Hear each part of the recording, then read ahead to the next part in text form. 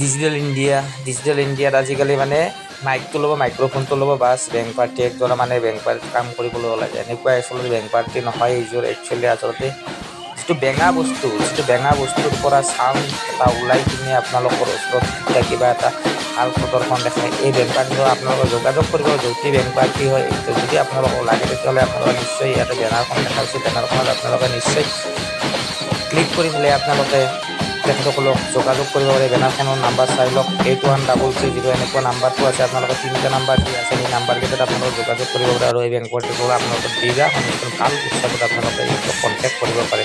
আজিলৈ bye bye.